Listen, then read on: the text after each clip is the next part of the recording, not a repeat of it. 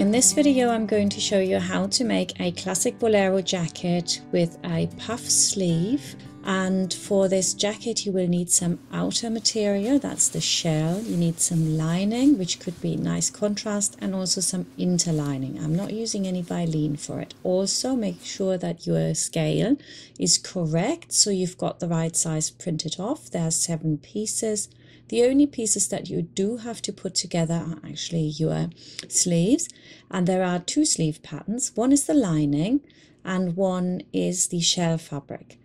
And the lining sleeve is a little bit smaller than the shell sleeve, and that's simply so that when we are doing our bubble hem, that the bubble hem is not on the edge but comes inwards a little bit. For the back, which you cut on the fold, you also have got some facings, and the facings are being placed onto the back, and here you got a guide to attaching those. So if you just mark those lines, you'll see me do that later, then this little pattern piece in the middle makes it easier to do just that. You've also got the front, which we'll cut 4 times. So first of all, we cut it 4 times in the outer layer. And here we go, we've done that. So we've got 2 pairs now. And then you have to mark where the gathers go to. That's quite important because you don't want to do that at a later stage. Then you can just adjust your gathers for the top of the sleeve. You also want 2 in the interlining. I'm using curtain lining for that. Cut out your back again, mark where you want the gathers to go to, and that's exactly 4 centimeters either side of the shoulder seam. And you can see here that's cut on the fold, so you've got 1 big piece, which we also cut in the lining, and we also cut it in the interlining. So I can put those both on top and cut it in one go, and that is a lot quicker than cutting them out separately.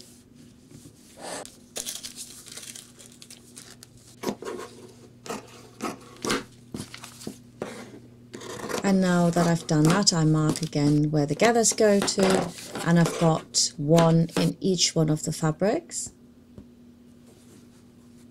Now I'm also going to cut my outer sleeve in the red shell fabric. And then I'm going to cut my lining fabric too twice. And here we go. Next we just have the upper back facing and the lower back facing. The lower back facing and the upper back facing, of course, are both cut on the fold again. Then you have got this great pattern piece here. I'm just using my fabric because I wasn't ready. And then you just line it up so that when it's folded up and sewn, it actually sits directly on the edge of your lining. So I can now sew this on following the line that I've already drawn on with pencil, or you can use one of those, an invisible marker pen. And afterwards I would top stitch from the outside. I always think that looks very nice. Make the stitch length nice and big for that, and don't stitch too close to the edge so it doesn't look homemade. And I do the same on the lower facing. And again, I just fold it down and top stitch it. You could, of course, iron this first, but it's not really necessary.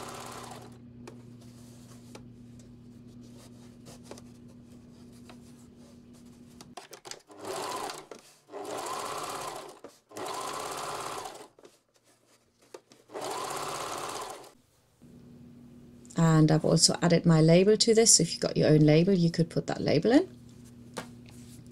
That's what it looks like from the back. We can now put our fronts on, so we're doing the side seam. And again, I've just placed my interlining on the top. I don't sew all the way around. I used to do that, but actually it isn't really necessary and it takes so much time. So this is much quicker. You do the same on the shell layer as well. And then you sew all of it together. So side seams on your lining, and you also do the side seams afterwards on your shell in exactly the same way.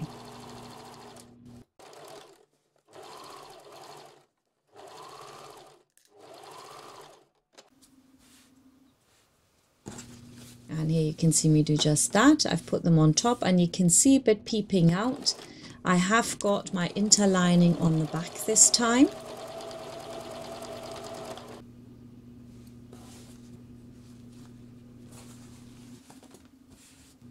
Now we're going to prepare a little rouleau loop. So you take your loop, and I am using some bias binding simply because the linen that I'm using would be far too thick to make a rouleau loop, and you just use a bit of bias, so I iron that flat.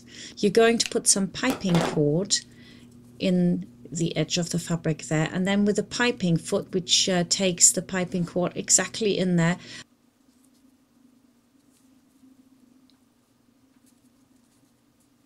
I'm just going to sew that down, and I've done that now, so I can now cut that back, not too close, because you want it to be nice and round. And you remove your piping cord, and because I haven't got a fabric turner here, it's actually in the car and I didn't want to go out, so you just secure a double thread in the edge, and then you just put the needle through and you pull that very gently over so that you're creating a rouleau loop. That does take a little bit of skill, but if you haven't got a fabric turner to hand, then for one loop you can do that. If you had to do 5 or 6 or 10, I wouldn't.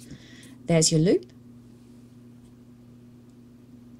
And we can now put the loop on. And it wants to sit on the right side of the jacket, really. And then I'm going to pin my seams on top of each other here. Put some pins on the edge of the seam so that they can't fold over while you're sewing. And you pin that right all the way to the top.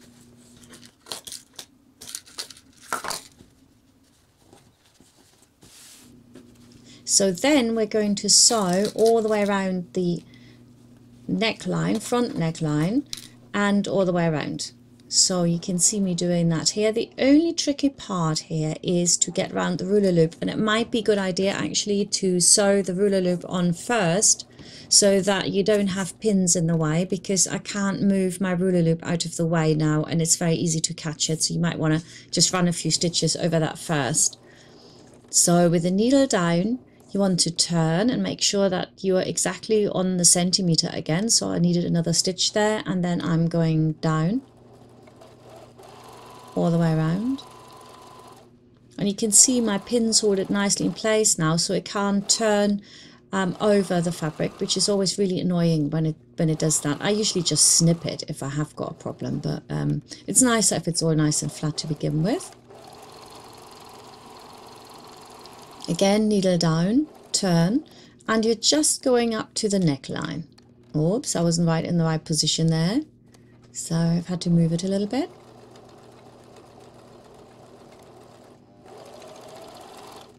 So now I'm cutting my corners off. I'm cutting the whole lot back a bit, but not too much, because you don't want it to rip or fray or anything like that. So once you've cut it back a few millimeters, you also snip all your curves. That's both necklines, and of course flip it over and also do the lower part of your bolero so that the fabric has somewhere to go. And now we're going to do some understitching, and we're going to stitch our seam allowance onto the facing. So if you're not quite sure which one that is, just make sure the seam allowance is on the facing. You can put a pin there to mark it, just so that you don't get it wrong when you're on the sewing machine. And then you're stitching with a bigger stitch, so I'm using stitch length 3. I'm fairly close to the edge, but of course not on the edge, about 2 millimeters of it. You have to find a sort of fixed point on your presser foot that you line everything up with, and then you just go all the way to the end. And you cannot go all the way up to the neckline, that's not possible. So you just stop. When you can't go any further, you stop, and you do take the time, like you can see me doing here, to check always, is my seam allowance still facing my facing or my lining? And the nice thing about this is that then the ironing is just a breeze. It lies totally flat and the seam will never roll out, and you don't get that homemade look. So understitching is something that you should never skip, and that's really easy to do, and it makes it look great. Cuts down on ironing time as well. But now that we've understitched it, of course, all our shoulders don't line up anymore because there is a difference of a few millimeters. So you just trim that now. So you trim your neckline to fit the shell neckline. And once you've done that, we are going to do our neckline, the back neckline. And I'm just putting that on top of each other here, and I'm sewing all the way around the neckline. 1 centimeter seam allowance. Then, because my fabric here is quite thick, I've decided to cut it in 2 layers, so that it's nice and flat. And again, you snip it, and then you've guessed it, what you still have to do is some understitching here, and you can go all the way from one end to the other, and do that about 2 millimeters off the edge. And I'm hoping to give you here a little bit of a close-up of this so you can see it quite well where I'm stitching. It's a bit fiddly in places, but it's so well worth it, and really those extra 5 minutes, not a problem.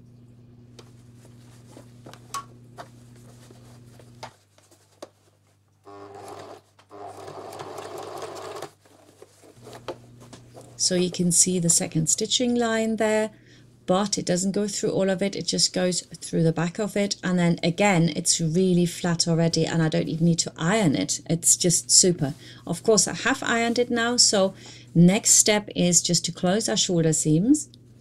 And what we're going to do is we are going to close the shoulder seam in one go. So you grab the center part, yeah, the center seam, and then you just open it out so you've got the outer layer and then into the lining, and we are sewing straight across that after we've pinned that, and then it'll just fold in nice and flat here to give you a beautiful neckline.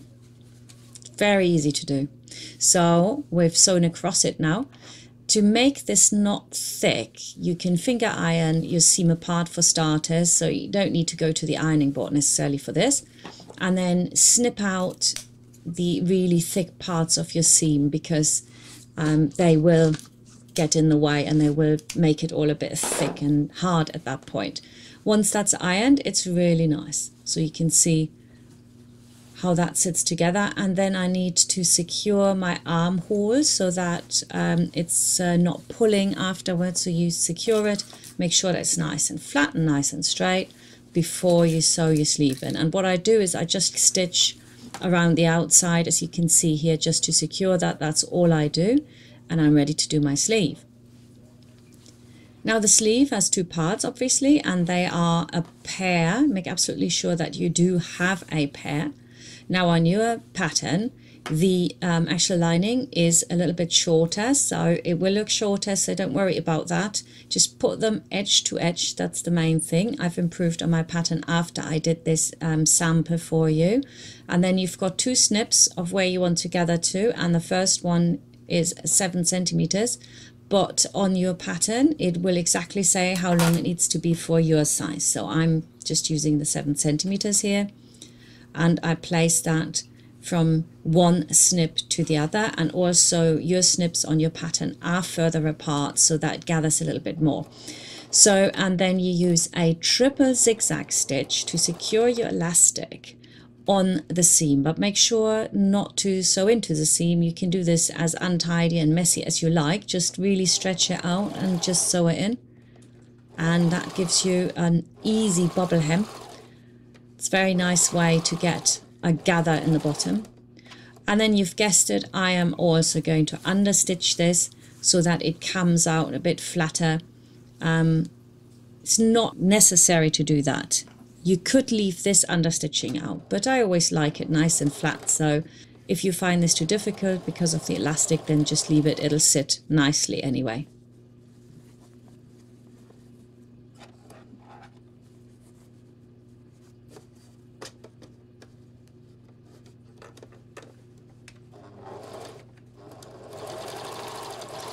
And you can also see on the little picture on the back there, shows you the back view of the sleeve. how that puffs out really highly. That's because they are oversized sleeves and they're actually a size bigger than they normally would be. So next step is now to just sew across the seam, and that's the side seam. Just put them on top, make sure they line up though, that's what you have to watch out for. 1 centimeter seam allowance all the way down. And then the same applies really. You can iron this apart, but you can just do it with your fingers. I always do. I can't be bothered to go to the ironing board at this stage because it's not necessary as long as you iron them apart with your fingers. And then you put both edges here on top of each other. You can see me fold that over and just pin it, and that's not going to go anywhere regardless of whether you've ironed it or not. And then you just place the outside, and then you just place both fabrics on top of each other and sew all the way around the outside. You can use a really big stitch for that. It's just so it's all held into place and it's easier to work with.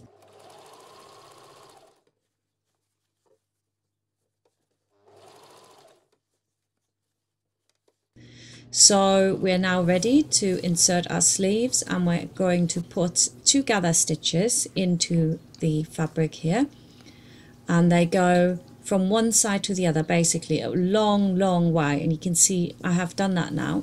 So I'm going to put in my sleeve. There is a snip in the front, you should have marked that. It's also the bit that's cut away a little bit more.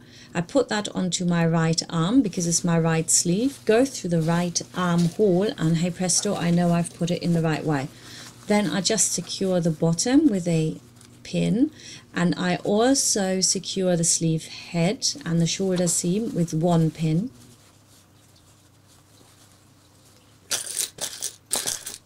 And then the key is that you always pin from the inside of the sleeve.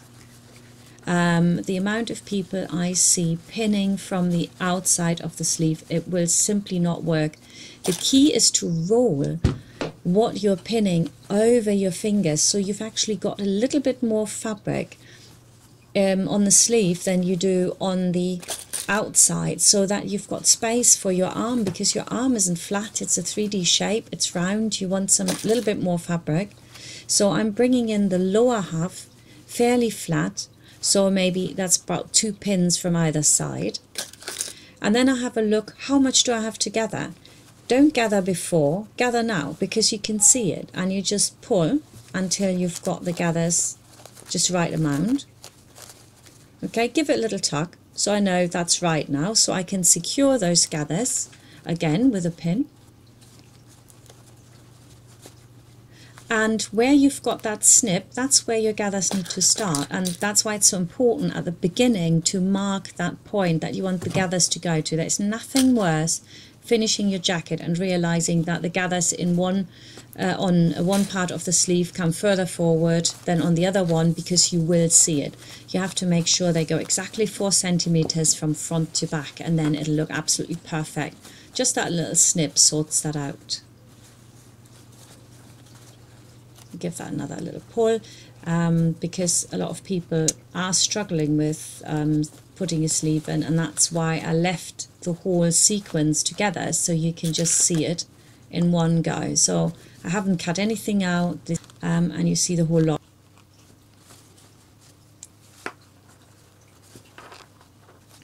Then you turn it, you always check, does it look good? Yeah, in most cases, of course, it will look good. But if your sleeve pulls towards the back a little bit, then you know that maybe you've put the wrong sleeve in. It should sit slightly with a pull towards the front. Then sew your sleeve in with 1 centimeter seam allowance. There isn't very much here. You can see that the sleeve is actually only about 2 centimeters long from the underarm, but any longer sleeves always look very frumpy and homemade. So the sleeve is quite slim on the underarm, but that's on purpose. So now I'm getting up to my gathers, and I'm just going straight through that. Do not push them over or anything, just make sure all the edges are lined up and bring it all in. I'm always using a pin to sort of hold in my fabric nicely. Now all I have to do now is to overlock this and sew on a button, and it's done.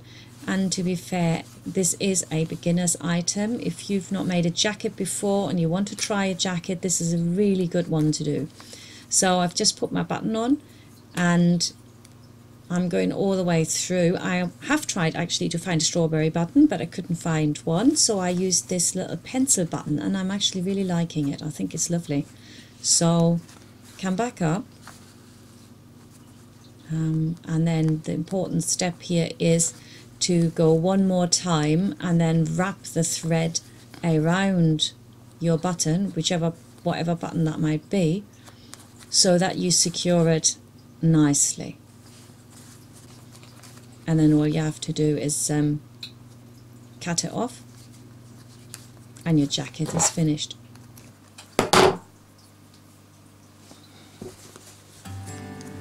If you want to make your own bolero jacket now, all you have to do is go to etsy.com, Craftsy, of course my website as well, order the pattern and away you go. Thank you for watching, and I'll see you next time.